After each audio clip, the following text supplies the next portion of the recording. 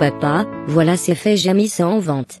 Mais Marie, est-ce que tu étais vraiment obligé de le faire? Ah oui papa, il n'y avait pas d'autre issue pour payer toute la somme là pour tes soins. Ouf. Et alors qu'est-ce que vont devenir aussi tous les travailleurs? Oh les pauvres. Ne t'inquiète pas papa, ils trouveront ailleurs. Pour le moment, la priorité c'est ta santé. Tu sais que ce restaurant c'est tout ce qu'on avait comme ressources. Maintenant là même si ma santé s'améliore, qu'allons-nous faire? Ne dis pas ça papa, ça ira. Voyons d'abord ce que sera ton opération et après Dieu nous fera grâce, il ne nous abandonnera pas, lui seul connaît ce que nous serons demain. Il veillera sur nous. Ah vraiment ce n'est pas facile. Tu verras tout ira bien papa. J'ai déjà trouvé un acheteur, on se rencontrera ce soir avec son commissionnaire pour finaliser tout. Ah ça alors. J'ai déjà parlé avec le médecin, ton opération sera pour ce soir et nous payerons tout demain. Toi pour le moment repose-toi seulement.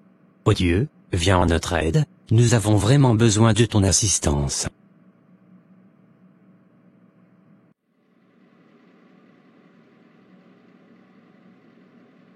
Bonjour Marie, comment va monsieur Gérard ce matin? Bonjour docteur, il se porte merveilleusement bien jusque-là, il vient de se réveiller vraiment bien. Oh je me réjouis vraiment. Prenez ceci, voilà la facture et l'ordonnance. Pour les médicaments. Il y a aussi cette enveloppe pour vous. Merci docteur et merci beaucoup aussi pour ce que vous avez fait pour mon père. Je vous en prie Marie. À plus tard, je continue ma visite aux malades. Monsieur Gérard, portez-vous bien, nous sommes là pour vous. Voyons maintenant quelle est la somme de cette facture. Ah mais c'est quoi ça? Qu'est-ce que ça signifie? Ah Marie ne me fais pas peur. Tu vois, je t'avais déjà dit que ça ne servait à rien de vendre notre restaurant pour payer.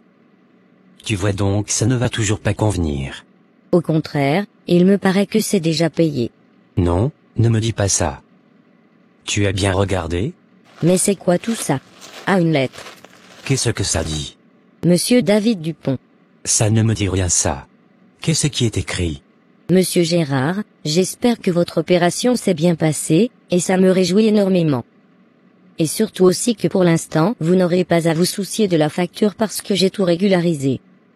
Vous trouverez dans l'enveloppe ensemble avec cette note, les documents de votre restaurant, c'est moi qui l'avais acheté, et je vous le rends de nouveau d'un cœur joyeux.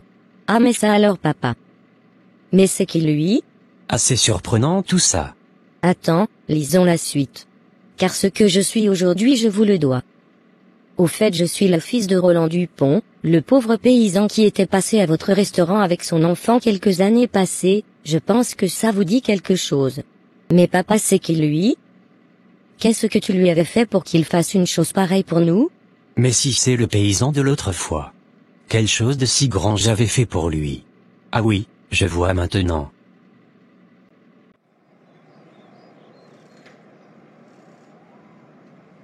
David, qu'est-ce que tu as? David, qu'est-ce qu'il y a? Ah papa, je n'en peux plus maintenant. Efforce-toi, il nous faut trouver un abri. Oh papa.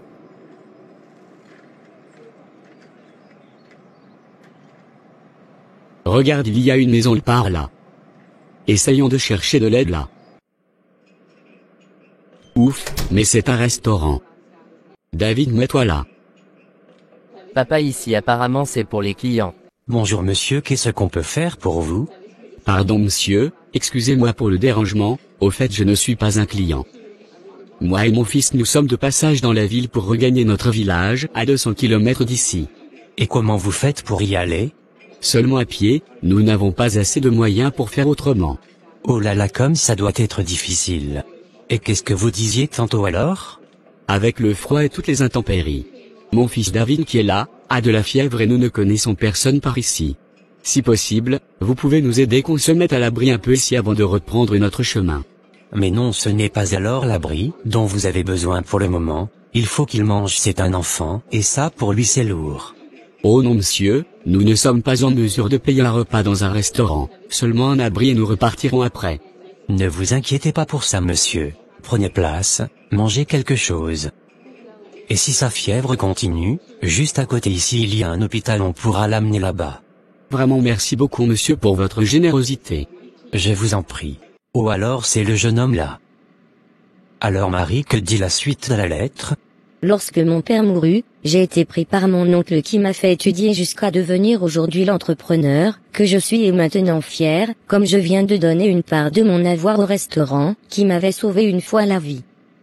Monsieur Gérard, portez-vous toujours bien et gardez toujours ce cœur charitable envers quiconque crie à votre secours. David Dupont.